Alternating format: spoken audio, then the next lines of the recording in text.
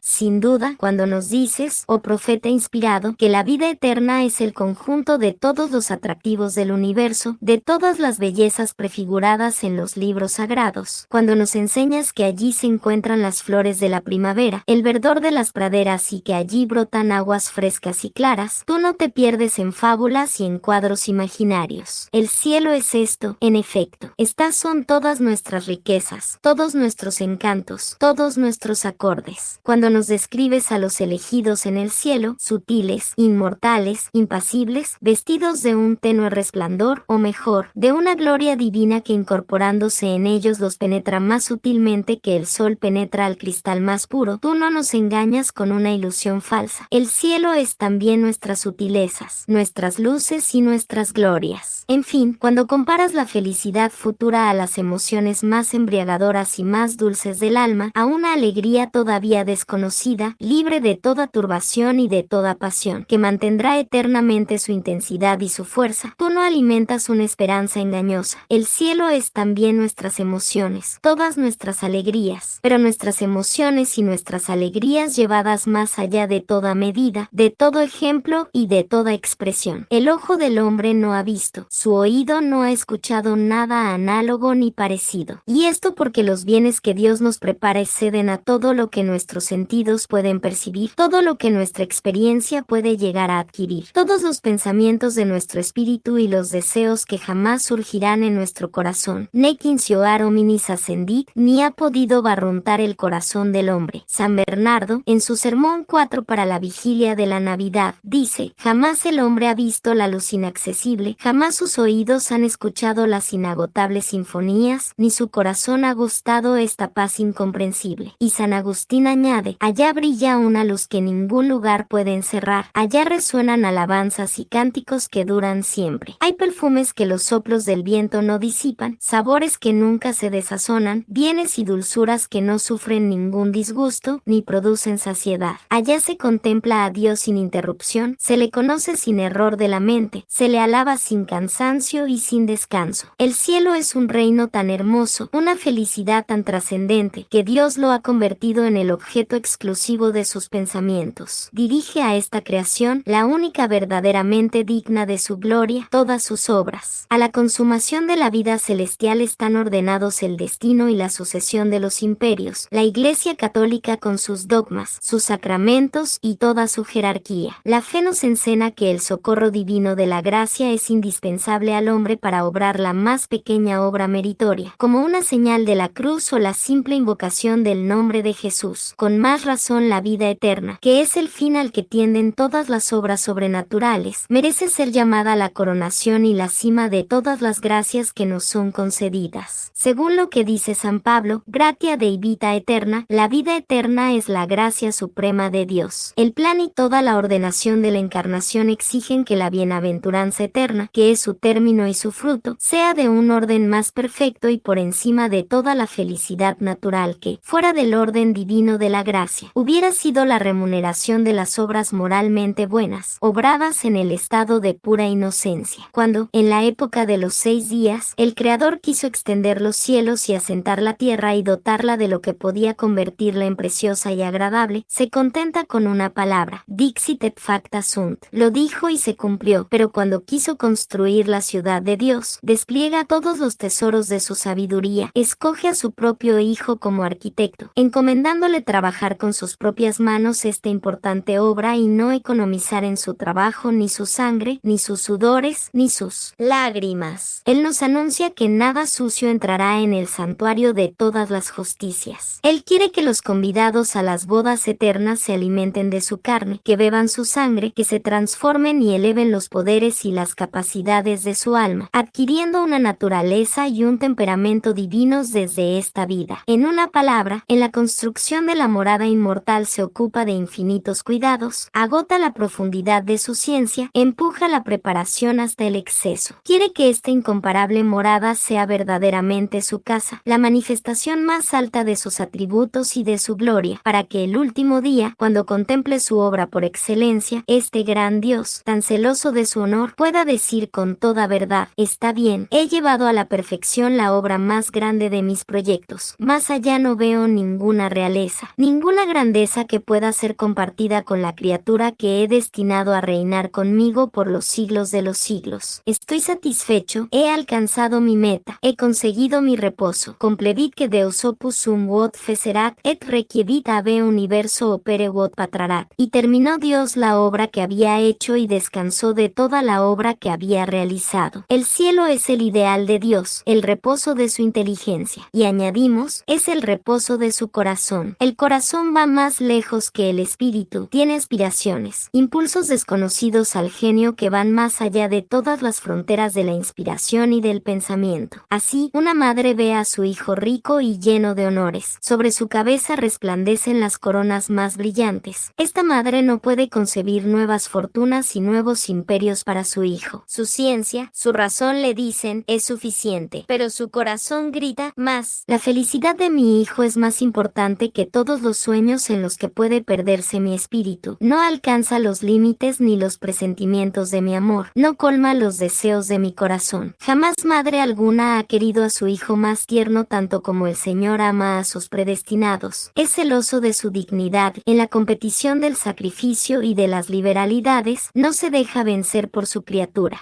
El Señor no puede olvidar que los santos, cuando vivían antes en la tierra, le hicieron el homenaje y la donación total de su descanso, de su goce y de todo su ser. Que hubieran querido en sus venas una sangre inagotable para derramarla como garantía viva e inagotable de su fe. Que ellos hubieran deseado tener en su pecho 1000 corazones para consumir los ardores inextinguibles. Poseer 1000 cuerpos para entregarlos al martirio como hostias renacidas. Y Dios, reconociéndolo, exclama, ahora me toca a mí, al don que los santos me han hecho de sí mismos. ¿Puedo yo corresponder de otra manera que entregándome a mí mismo, sin restricción y sin medida? Si pongo en sus manos el cetro de la creación, si los visto de torrentes de luz, esto es mucho, es ir más lejos de lo que jamás llegarían sus pensamientos o sus esperanzas. Pero esto no es el último esfuerzo de mi corazón. Voy a darles más que el paraíso, más que los tesoros de mi ciencia, voy a darles mi vida, mi naturaleza, mi sustancia eterna e infinita. Si recibo en mi casa a mis servidores y amigos, si los consuelo, si los hago estremecerse estrechándolos con los abrazos de mi amor, esto es saciar sobreabundantemente su sed y sus deseos y nada más se requiere para el perfecto descanso de su corazón. Pero es insuficiente para la perfecta satisfacción de mi corazón divino, para saciar totalmente la sed de mi amor. Es preciso que sea el alma de sus almas, que los traspase y los empape en mi divinidad, como el fuego penetra en el hierro, que mostrándome a su espíritu, sin nubes, sin velos, sin intermediación de los sentidos, me una a ellos en un cara a cara eterno, que mi gloria los ilumine e irradie por todos los poros de su ser, para que conociéndome como yo les conozco, lleguen a ser también dioses. Jesucristo exclamaba así, Padre mío, yo te pido que donde yo esté, estén también conmigo los que yo amo, que se inunden de tu luz, que se instalen en el océano de tus claridades, que deseen, que posean, que gocen y que todavía sigan poseyendo y deseando, que se hundan en el seno de tu felicidad, pero que en nada se merme, de cualquier forma, su personalidad ni su inteligencia ni su sensación de felicidad. Al llegar aquí, la lengua humana enmudece y la inteligencia se deslumbra y desfallece. ¿Es nuestra doctrina un misticismo? El canto y las esperanzas que tan sublimes perspectivas suscitan en el fondo de nuestro corazón son una poesía y un ensueño, o bien, la visión de Dios en los términos que acabamos de exponer es una verdad y un hecho cierto, apoyado en un silogismo y del que las pinturas y la palabra inspirada de los padres nos han dado el testimonio y la demostración irrefutable. Nos vemos obligados a recurrir a la argumentación teológica y a dar tregua por un instante a nuestros cantos y a nuestros arrebatos. Es conveniente fortalecer las almas tambaleantes y dudosas, tratando este asunto según su importancia y refutando todas las objeciones que el racionalismo y la fría razón intentan suscitar para oscurecerlo o negarlo. ¿Es capaz la criatura de unirse tan estrechamente a Dios hasta el punto de verle cara a cara, facie ad faciem? ¿Cuál será el modo de esta visión? Al ver a Dios tal como es, ¿lo conoceremos en toda su integridad, sin limitaciones? 3 graves cuestiones que es importante resolver. Juzgando las cosas según los pocos datos de nuestra razón, Dios no puede ser visto por ninguna criatura. Dios es un ser incircunscrito e ilimitado. Para que un objeto pueda ser conocido, dijo magistralmente Santo Tomás, es necesario que pueda ser contenido en el espíritu de aquel que lo conoce y no puede ser contenido allí sino según las formas y la capacidad de conocer que posee este espíritu. Así, nosotros no podemos ver ni conocer una piedra, sino en tanto que la imagen de esta piedra, transmitida por la sensación, se hace presente y como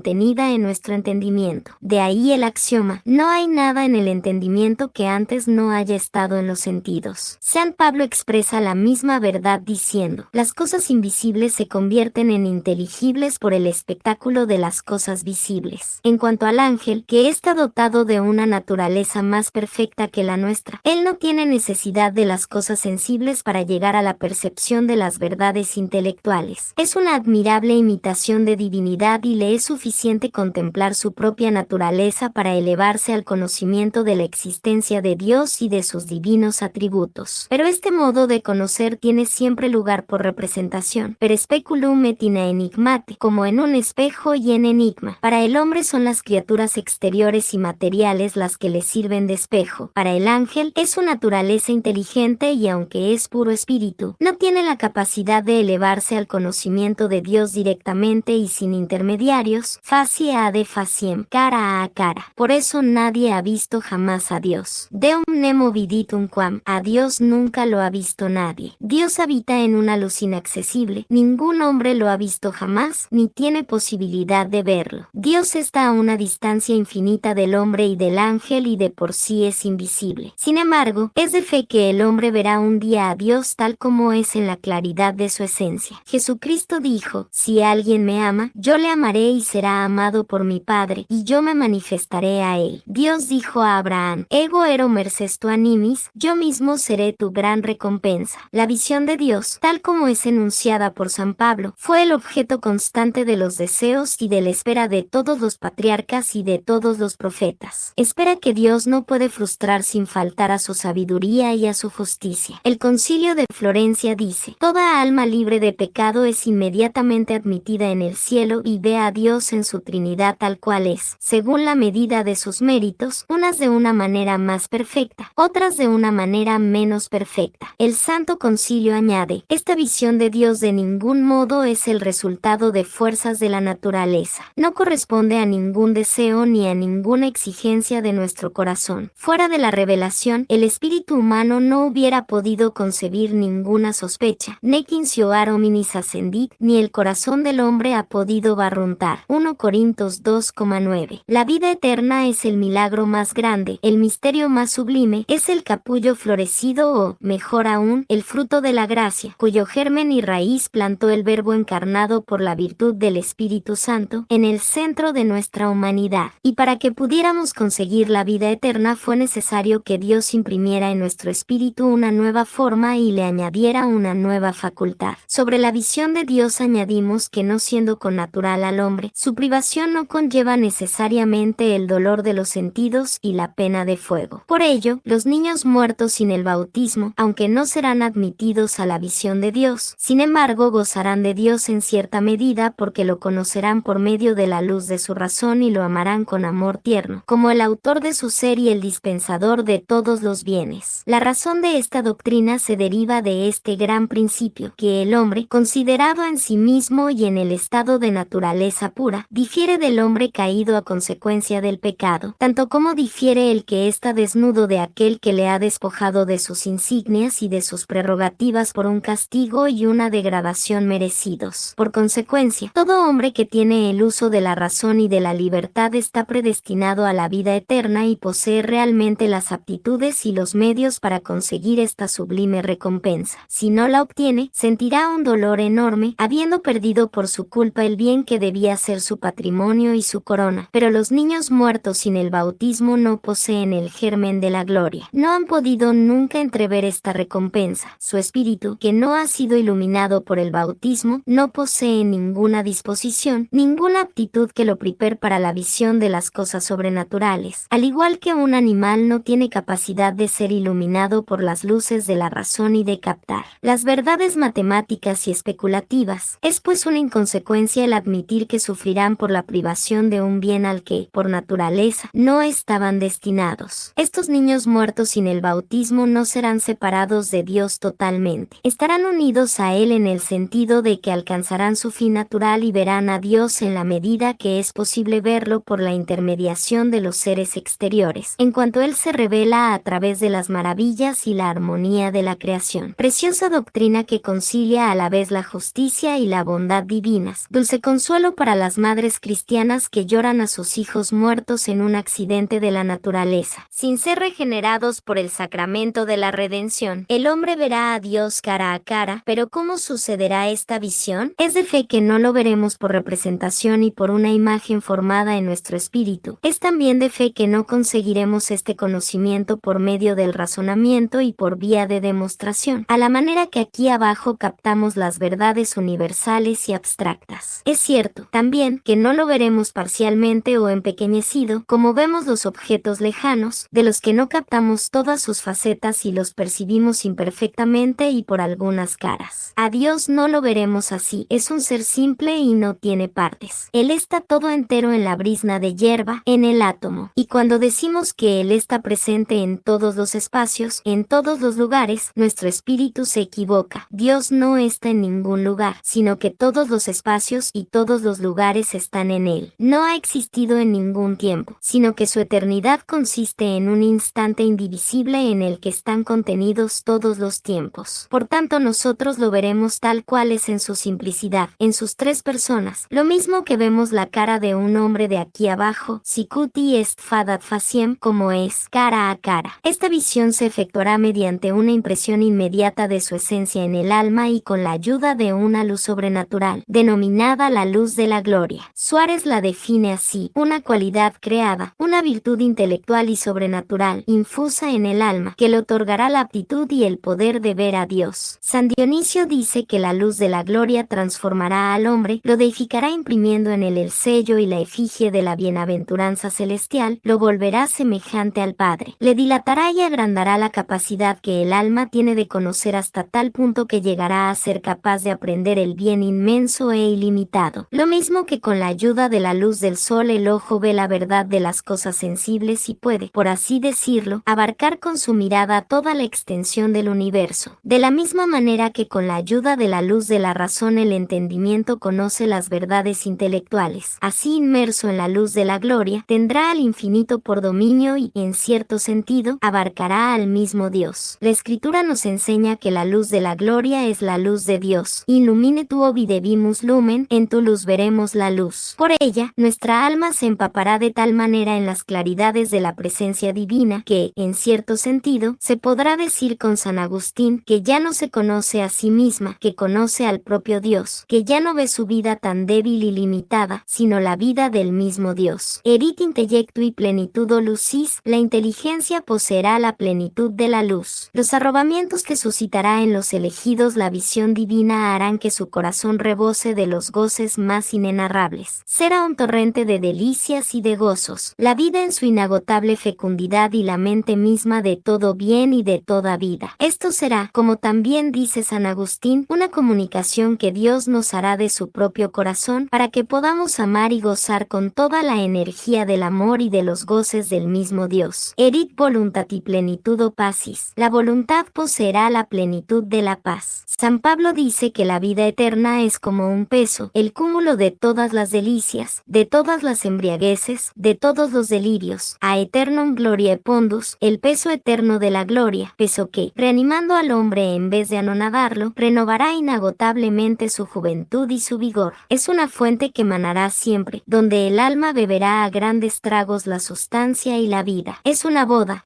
en la que el alma rodeará a su Creador con un abrazo eterno sin que jamás sienta debilitarse la emoción de ese día, en el que por primera vez se unió a Él y lo estrechó contra su seno. Y sin embargo los elegidos, aunque verán a Dios, nunca lo abarcarán totalmente. El Concilio de Letrán enseña que Dios es incomprensible para todo espíritu creado. Veremos a Dios tal cual es, unos más, otros menos, según nuestra disposición y nuestros méritos. Sin embargo, teológicamente no podemos enseñar que la propia Virgen Inmaculada, que ve a Dios más clara y perfectamente que todos los ángeles y todos los santos juntos, llegue a verlo y conocerlo en una medida adecuada. Dios es infinito y todo lo que se puede decir es que la criatura lo ve tal cual es, sicuti est, todo entero, inintegro, y sin embargo no lo ve en el sentido de que todo lo que llega a percibir de sus perfecciones nada es comparado con lo que el Ser Eterno contempla en el esplendor de su Verbo y la unión de su amor con el Espíritu Santo. Si se me permitiera servirme de una imagen aunque sea burda e incompleta, pues no se puede olvidar que todas las similitudes similitudes tomadas de las cosas sensibles pierden toda proporción y toda analogía cuando se las eleva al dominio de la vida increada. Diría que, con referencia a Dios, los elegidos son como un viajero que está en pie en la orilla del océano. El viajero sabe lo que es el océano, ve con sus ojos al océano que se extiende y se despliega hacia la inmensidad y dice: he visto el océano. Sin embargo, hay arrecifes, islas lejanas que no ve, tampoco abarca todas las orillas y todos los contornos del océano. La contemplación de Dios no será inmovilidad, será sobre todo actividad, una marcha siempre ascendente, donde se encontrarán unidos por una inefable alianza el movimiento y la quietud. Para comprender mejor esto, figurémonos a un sabio a quien la naturaleza hubiera dotado de alas. Tendría la posibilidad de recorrer todas las regiones de los astros y de los firmamentos. Podría explorar todas las maravillas ocultas en las innumerables agrupaciones de las constelaciones. Este sabio iría de esfera en esfera, de planeta en planeta. A medida que se internara en la inmensidad, iría de sorpresa en sorpresa, de estremecimiento en estremecimiento, viendo aparecer sin cesar espectáculos cada vez más hermosos, entreabriéndose ante su mirada horizontes más vastos y más radiantes. Sin embargo, llegaría un momento en el que tocaría el límite, pero el infinito no tiene ni límite, ni fondo, ni orilla. Los dichosos marineros de esta travesía afortunada, bogando en un abismo inconmensurable de luz y de amor, no gritarán jamás como Cristóbal Colón: tierra, tierra, dirán: Dios, siempre Dios, todavía Dios. Eternamente habrá nuevas perfecciones que querrán conocer. Eternamente habrá delicias más puras y más embriagadoras que buscarán saborear. Irán de gloria en gloria, de gozo en gozo, pues dice San Gregorio de Niza: el bien infinito no tiene límites, el deseo que provoca no tiene medida. 2. La visión y el conocimiento de Dios son suficientes para que el hombre alcance la felicidad completa y consumada. El conocimiento de los seres contingentes y de la naturaleza exterior y visible son lo accesorio, la parte accidental de su felicidad. Santo Tomás nos explica esta verdad con la fuerza implacable de su argumentación. Dice: todo conocimiento por el que es perfeccionado el espíritu creado está ordenado al conocimiento de Dios como su fin. De lo que se sigue que el que ve la esencia de Dios tiene el espíritu elevado a la más alta perfección y ya no consigue una perfección mayor viendo los objetos que no son Dios, salvo que esos objetos le lleven a ver a Dios más plenamente. Por esto, dice San Agustín en el libro 5 de las Confesiones: desdichado el hombre que conoce todas las cosas creadas y que te ignora a ti, oh verdad suprema. Dichoso, por el contrario, el que te conoce, ignorando todas las cosas creadas. El que te conoce y conoce a la vez todos los seres del universo, no es más dichoso por ellos, sino que es dichoso únicamente porque te conoce. Sin embargo, la visión de la esencia divina no absorberá a los santos hasta el punto de hacerles olvidar las maravillas exteriores del mundo visible y de impedir sus relaciones con los otros elegidos. En esta vida, cuando aplicamos una de nuestras facultades intensamente a un objeto, las otras facultades se quedan sin fuerza y sin acción, pero la visión de Dios, lejos de paralizar el ejercicio de nuestras potencias intelectuales y sensitivas, centuplicará la energía y su penetración. Así, Dios hace que el hombre vea claramente la esencia divina. Sin embargo, el hombre sigue conversando familiarmente con los otros hombres, se sienta a su mesa, se apresta libremente a todos los usos de la vida común. Los ángeles confirmados en gracia gozan de una felicidad perfecta y ven sin cesar el rostro del Padre que está en los cielos. Sin embargo, no abandonan la presencia de Dios mientras disponen y coordinan los elementos naturales, regulan el movimiento de los astros, nos asisten con sus cuidados durante nuestro peregrinaje y nos iluminan con sus inspiraciones. Es también de fe que no hay ningún espacio de tiempo apreciable entre el momento de la muerte y el de la ejecución del juicio. En el mismo segundo en el que el alma del justo es librada de los lazos de su cuerpo, es introducida en los goces celestiales. Al igual que en el mismo segundo el alma del condenado es conducida al lugar de sus tormentos eternos. Figuraos ahora un hombre cuyo ojo interior, cuidadosamente purificado por la gracia divina, jamás se ha dejado mancillar por el soplo envenenado de ninguna pasión. Este hombre puede no ser más que un aldeano iletrado y sin cultura a quien le bastaba la humilde enseñanza que con su misión recibía de los libros de la Iglesia. Al cerrar los ojos corporales a la luz tenebrosa de esta tierra, al igual que un cautivo que saliera del negro reino de las sombras y viera por primera vez vez los rayos dorados del astro del día. Este hombre, libre de las ligaduras de su cuerpo, es inundado por una luz deslumbradora y desconocida. Ha entrado en el foco mismo de todas las ciencias y de todos los esplendores. Todas las figuras imperfectas que le impiden contemplar la verdad tal cual es, son consumidas en el fuego de las claridades divinas. Las santas oscuridades de la fe se desvanecen. El cielo, la naturaleza, Dios ya no son enigmas para este Rey de la Gloria. En un abrir y cerrar de ojos capta el conjunto y los detalles de este palacio de la creación que se ha convertido en su heredad y su dominio. De una simple mirada abarca su inmensidad. Comprende las propiedades de los elementos, sus secretos y sus fuerzas íntimas. Con un solo movimiento de su pensamiento visita las enormes esferas del firmamento que, por su lejanía, escapan a nuestros conocimientos y a nuestros cálculos. El árbol de la ciencia despliega ante él la rica colección de sus frutos y come y bebe de esta fuente que nunca se seca. Ya no experimenta ninguna sed de conocimientos. Para él ya no existen la noche, las dudas, la curiosidad, ni las búsquedas. Ah, cuántos sabios de este mundo que pasan el tiempo elaborando sistemas vanos y olvidan a Dios para dedicarse a especulaciones y a investigaciones inútiles. Envidiarán a este justo que ha amado a Dios y se ha unido a la verdadera sabiduría. El menor reflejo de sus conocimientos eclipsará todos los descubrimientos y todas las conquistas de la humanidad, desde el comienzo de las edades. En esta vida la difusión de una luz tan abundante nos haría sucumbir. La estructura de nuestro organismo se destruiría y nuestras funciones vitales se paralizarían. Con todo, este conocimiento de los seres creados es menos que una gota de agua comparado con una ciencia de orden superior. El espíritu de los elegidos entra en comunicación con el mundo de los espíritus. Ve la belleza de las almas bienaventuradas, iluminadas por el resplandor divino, adornadas por la caridad y el cortejo de las virtudes, como si fuera un vestido nupcial. Ve a los querubines inflamados en sus ardores, a los principados y las dominaciones con su fuerza, a los serafines provistos de las alas inmateriales con las que se cubren ante la majestad del Cordero. Sin ayuda de sonidos ni de palabras sensible mantienen entre sí una conversación inefable. Su cuerpo luminoso, sutil, impasible, no opone ninguna traba a la actividad de la inteligencia y al ejercicio de sus facultades. Entonces te comprenderemos, misterio oculto de la encarnación. Entonces veremos claramente cómo la naturaleza divina, unida sustancialmente en la persona del Verbo a la naturaleza humana, ha coronado a ésta con la plenitud de sus prerrogativas y de sus esplendores. La ha exaltado por encima de todos los ángeles y de todas las jerarquías. Entonces cesará de ser incomprensible para nosotros vuestra augusta maternidad, oh Virgen María, y unidos a los coros de los ángeles os proclamaremos bienaventurada, bendiciendo los tesoros de santidad de vuestro corazón inmaculado. Cuá dulce será contemplar de un solo vistazo, de un tirón, todas las maravillas del Dios Altísimo, tanto en el orden de la naturaleza como en el de la gracia y la gloria. Entonces, en sus arrobamientos, los elegidos unirán sus voces y exclamarán unánimes: ¡qué admirable eres en tus obras, oh Dios mío! Ahora el universo se ha convertido en un templo donde se encuentran escritas, en caracteres refulgentes e indelebles, la excelencia y la sublimidad de tu nombre. Bendición, honor, sabiduría y poder a nuestro Dios por los siglos de los siglos. El cielo es el reposo de la inteligencia del hombre, es el reposo de su voluntad y de sus afectos. Amaremos a Dios, ya lo hemos dicho, lo amaremos con el mismo amor con el que Él se ama a sí mismo. Pero lo que frecuentemente nos espanta en esta vida, lo que nos hace recelar del cielo, con una cierta aversión y angustia, es que nos figuramos que en esa morada desaparecerán todos los afectos naturales de nuestro corazón, que serán como aniquilados y definitivamente apagados por la exuberancia victoriosa del amor por el Creador, con el que seremos inflamados. Ah, todo el cristianismo protesta contra este error. ¿Cómo es posible pensar que la religión de Jesucristo, que condena con una voz tan severa nuestras ingratitudes, nuestros egoísmos, nuestras insensibilidades, vaya a poner como condición para alcanzar las recompensas celestiales el abandono de todas las amistades nobles y legítimas, como el amor mutuo del esposo por la esposa, del padre por el hijo, que Dios lo manda como un deber en esta vida, va a ser excluido de los componentes de nuestra corona eterna? Esta iglesia del cielo, donde todos nuestros sentimientos serán purificados, donde todas nuestras tendencias y nuestras aspiraciones naturales serán elevadas al grado más sobrehumano de perfección. Estará fundada sobre la ruina de todos los compromisos de nuestro corazón, de todos los recuerdos y de todas las relaciones familiares. No lo quiera Dios. Lo que yo enseño como cierto es que en el cielo se verá y se reconocerá. Este es el testimonio y el grito constante de la tradición. En África, San Cipriano, nacido en el paganismo y elevado después de su conversión a la sede de Cartago, sintiéndose destinado al martirio, anima a los fieles a desafiar como él a la muerte y la señala como un don y una bendición del cielo. Dice: apresurémonos pues y corramos a ver nuestra patria y a saludar a nuestros hermanos. Nos espera un gran número de personas que nos son muy queridas. Nos espera una muchedumbre de parientes, de hermanos, de hijos, que seguros de su inmortalidad, conservan todavía la preocupación por nuestra salvación. Vamos a verlos, vamos a abrazarlos, todos juntos, qué gozo para ellos y para mí. Entre los griegos, en Constantinopla, Teodoro el Estudita, ilustre confesor de la fe, consolaba a menudo a familiares afligidos. Escribía a un padre a quien se le habían muerto todos sus hijos: tus hijos no se han perdido, están sanos y salvos para ti, y cuando llegues al fin de esta vida temporal tú los verás contentos y llenos de alegría. A un hombre que acababa de perder a su mujer, le escribía: está junto a Dios la esposa tan digna que has enviado delante de ti. ¿Qué debes buscar ahora? Debes esforzarte para volverla a encontrar en el cielo, en el momento que quiera la divina providencia. Sin duda, los esposos llegados de la tierra, en el cielo serán como ángeles y no aspirarán ya a los placeres de los sentidos. Sin embargo, saborearán los placeres siempre puros del espíritu y, como durante su exilio terrestre fueron una sola carne, así en la gloria serán un solo corazón y una sola alma en las delicias de una unión renovada que no tendrá fin. En el cielo se verá y se reconocerá, en el cielo se amará. Es verdad que en esta morada feliz, la fe se desvanecerá ante el sol de las grandes realidades. Los habitantes de la Jerusalén celestial, en posesión ya de su fin, no tendrán necesidad de ser alentados por la esperanza, pero la caridad en su plena expansión brillará como una gran reina, en su poder y en toda su perfección. Todos los objetos y todos los asuntos que atraen, aquí abajo, a nuestro corazón y suscitan en él el amor, obrarán con una intensidad 1000 veces mayor y sin encontrar obstáculo alguno sobre el corazón de los elegidos. Así, en esa vida nuestros corazones estarán cautivados por la belleza, por los atractivos sensibles, por las cualidades más altas del espíritu y del corazón. La viveza del sentimiento que nos impulsa a unirnos a un ser querido se va debilitando conforme vamos descubriendo en él imperfecciones y defectos. Pero en el cielo encontraremos a nuestros amigos sin defectos. Sus rasgos serán más radiantes que los del cielo más limpio. Tendrán una amenidad y una gracia tal que atraerán nuestro corazón con fuerza y para siempre. En la vida actual, el amor es también un efecto de la gratitud y nuestros corazones se inflaman con el recuerdo de los beneficios y de los servicios que nos han prestado. Pero solamente en el cielo conoceremos la magnitud y el valor de las gracias de toda clase con que nuestros bienhechores nos han colmado. Entonces el Hijo comprenderá todos los tesoros de gracia, solicitud y ternura encerrados en el corazón de su madre. Sabrá que después de adiós, debe su salvación a las lágrimas, a las plegarias y a los suspiros de esta madre. Y exclamará: Madre, antes te quería porque me diste la vida terrena, la comida y los cuidados de la infancia. Ahora te amo con un amor 1000 veces más tierno por la vida eterna que he recibido, sin la cual la primera hubiera sido para mí un presente funesto, una mente de calamidades y de torturas. Nuevas y dichosas Mónicas, qué grandes serán vuestro triunfo y vuestra alegría cuando os veáis rodeadas de toda una corona de hijos a los que vosotras les habéis conseguido la gloria después de haberles dado la existencia. Entonces, padres cristianos, no se ignorarán ya vuestros sacrificios, vuestro valor, vuestra heroica constancia para fortalecer a vuestros hijos con útiles ejemplos, para cultivarlos con nobles y trabajosos cuidados. Entonces, amigo, se verá tu trabajo, tus piadosas artes para arrancar a un amigo del vicio o de la indiferencia religiosa, las trampas inocentes con que sorprendías a esa alma, objeto de tu santa codicia. Entonces os bendeciremos, reviviremos la vivacidad de nuestros recuerdos con ardientes efusiones, pagaremos la deuda de nuestro corazón con una gratitud eterna. En fin, el amor que despierta en nuestros corazones el recuerdo de los beneficios o el atractivo simpático de las cualidades naturales se sostiene y renueva con la familiaridad y el intercambio mutuo juego de impresiones y pensamientos. Ahora bien, ¿cómo explicaros el intercambio inefable en el que los elegidos se mostrarán mutuamente el corazón? Esta conversación familiar e íntima en la que en todo momento se comunicarán con su lenguaje celestial las emociones embriagadoras de sus corazones. En la vida actual, cuando escuchamos hablar a los espíritus superiores, maduros y perfeccionados por la experiencia y las altas meditaciones, perdemos el sentido del tiempo por el encanto y la fascinación de sus palabras. Sentados junto al hogar en las largas veladas del invierno, mientras cae la nieve, sopla y brama el viento, pendientes, con los ojos atentos, escuchamos sin cansarnos al marino llegado de costas lejanas o al guerrero que nos relata los peligros de un largo asedio o las mil figuras de la muerte que contempló en el azar de las batallas. Con cuanta más calma, sentados junto al gran hogar de nuestro Padre Celestial, escucharemos el relato que nos harán nuestros hermanos de sus tentaciones tan seductoras, tan múltiples, de los asaltos que contra ellos libró el infierno y de los que salieron triunfantes. Nos enteraremos de las victorias conseguidas únicamente bajo la mirada de Dios, más gloriosas que las de los conquistadores, de las luchas silenciosas contra las debilidades de la carne y el tumulto de pensamientos limpios. Admiraremos sus esfuerzos, su generosidad heroica. Sabremos a través de cuántas peripecias y lances inciertos los condujo la gracia del Espíritu de Dios, con un impulso fuerte y suave, al puerto del descanso e hizo servir para la confección de su corona incorruptible hasta sus extravíos y sus caídas. Sí, habrá inagotables temas de conversación cuyo interés y encanto no se agotarán jamás. Es verdad que la gloria y la felicidad de los elegidos estarán graduadas según sus méritos y que diferirán en belleza y grandeza como las estrellas del firmamento difieren en dimensión y claridad. Pero la unión, la paz y la conformidad reinarán por igual en estas innumerables falanges en las que los rangos inferiores cooperarán, al igual que los rangos más elevados, al descanso y la armonía de todo el conjunto. Todos los elegidos tendrán un mismo corazón. Su único lazo será la caridad, no será la fuerza ni el interés, formando un solo cuerpo del que Jesucristo será el jefe. Convertidos en las piedras vivas de un mismo edificio, participarán todos en el banquete con la misma alegría y el mismo amor. Cada uno se enriquecerá con la riqueza de todos, gozará de la felicidad de todos. Y de la misma manera que la creación de un nuevo sol aumentaría el ardor que calienta el aire, así cada nuevo sol de la ciudad de Dios aumentará con su felicidad y toda su gloria, la medida de nuestra propia felicidad. De la misma manera que los espejos, puestos unos frente a los otros, no se empobrecen por la emisión mutua de sus rayos, sino que las imágenes se multiplican y cada uno de ellos refleja en su superficie la luz y los objetos de todos los otros. Así cada elegido reflejará sobre todos los demás el resplandor de su claridad. El apóstol reflejará sobre el ángel la gracia de la palabra que él recibió y el ángel reflejará sobre el apóstol su ciencia y los tesoros de sus más vivas iluminaciones. El profeta reflejará sobre el mártir la gracia de sus visiones y el mártir coronará al profeta con sus palmas y sus trofeos. Las bellezas y las gracias inmaculadas de la Virgen se reflejarán sobre el rostro, mortificado y devastado por los ayunos y las maceraciones del penitente y del anacoreta, y el pecador convertido hará resaltar con gran resplandor el mérito y las prerrogativas de la inocencia que nunca se manchó. Ya no habrá lugar para las competiciones y la envidia. Cada uno de los elegidos recibirá del bien de sus hermanos el complemento de su bien personal. Leeremos en su alma tan claramente como en la nuestra. A este respecto, escribe San Agustín: feliz cielo, donde habrá tantos paraísos como ciudadanos, donde la gloria nos llegará por tantos canales como corazones haya para interesarse por nosotros y para amarnos, donde poseeremos tantos reinos como monarcas haya asociados a nuestras recompensas, quod sosei tot gaudia, tantos gozos como compañeros. Estos son los goces del cielo, son goces puros. En el cielo, el pecado está excluido para siempre. Los elegidos no tienen la posibilidad de cometer ni la sombra de una falta o de una imperfección. En la Sagrada Escritura, la vida eterna es calificada de inmarchitable, incorruptible, aeterna, immarcesibilis, incorruptibilis, eterna, inmarchitable, incorruptible. Estas expresiones serían inexactas si los santos pudieran caer, y esta sola perspectiva sería suficiente para alterar su felicidad. En nuestra condición mortal es raro que nuestras alegrías, aun las más puras y santas, no encierren una mezcla de complacencia y de satisfacción egoísta. dichosas. El alma que se siente dichosa se repliega en el interior de sí misma para gozar mejor. Experimenta una sensación más viva y más intensa de la vida. Se distrae más o menos del pensamiento de Dios, que es el que debería poseerla y llenarla totalmente. Por esta razón,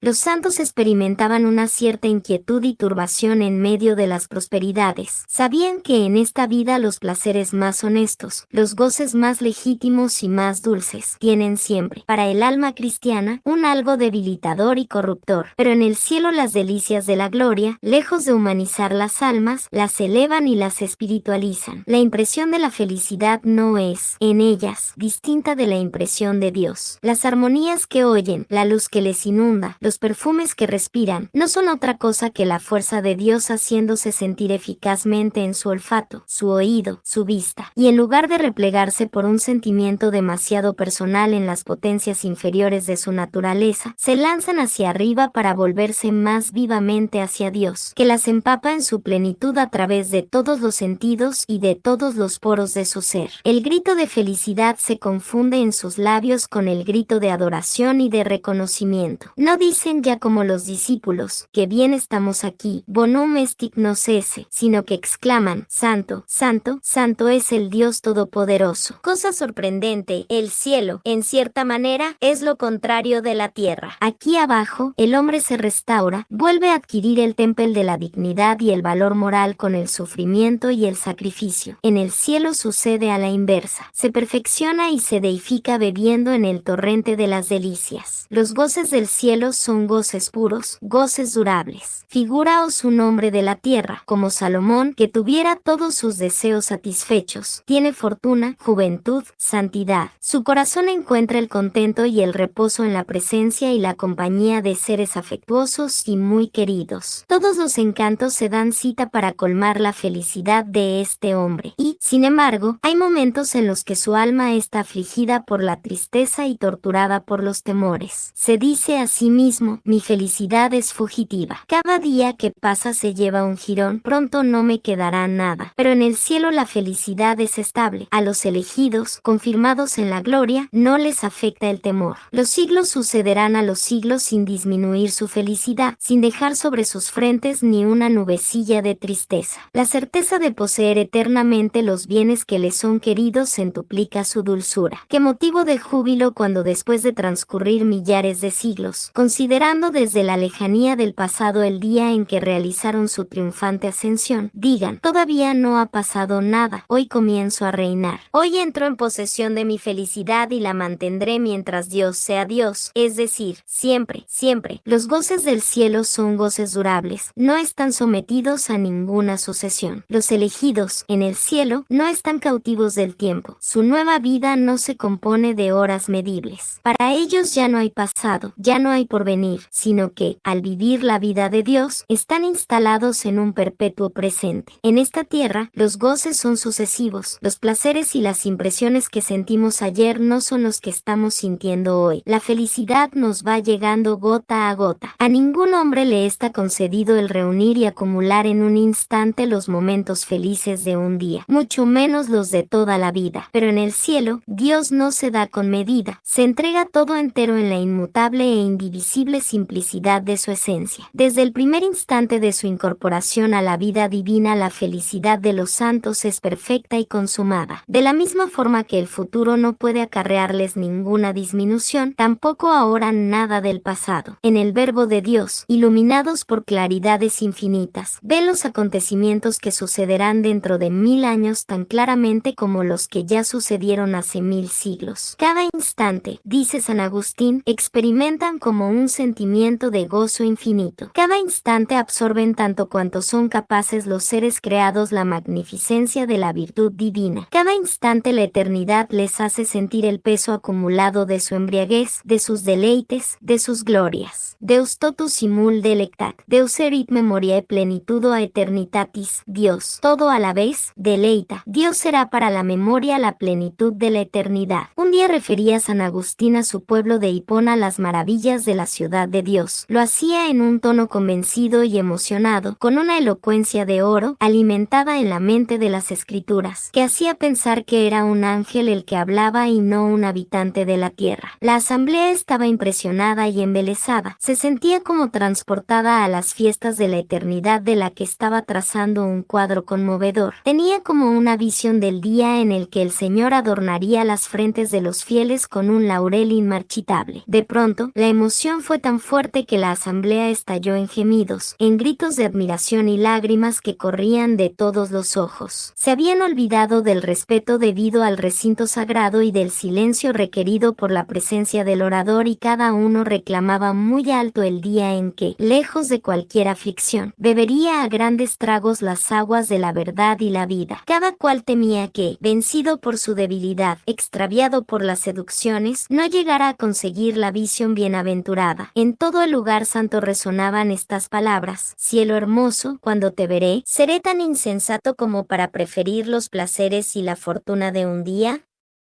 ¿Quién no estaría dispuesto a adquirirte al precio de los sacrificios y los trabajos más duros? Agustín, interrumpido por estas exclamaciones y por estos suspiros, sorprendido del efecto causado por sus palabras, no estaba menos emocionado que la asamblea. Quería proseguir, continuar el cuadro de la Jerusalén celestial que había iniciado, pero los sollozos de su auditorio y su propia conmoción sofocaron su voz, y sus lágrimas, mezcladas con las de su pueblo, formaron un río para llorar las tristezas de este destierro y la lejanía de la patria bien amada. Oh Santo Obispo, como quisiera tener en mis labios tus acentos proféticos, quien me concediera haceros revivir edades de oro de la primitiva Iglesia, en las que el deseo de los bienes invisibles y las promesas de la vida futura ejercían una impresión tan viva en las almas. Si mis palabras no tienen el poder de abrir la fuente de las lágrimas, que vuestra esperanza, que vuestro recuerdo, ciudad de Dios, eleven al menos nuestros deseos,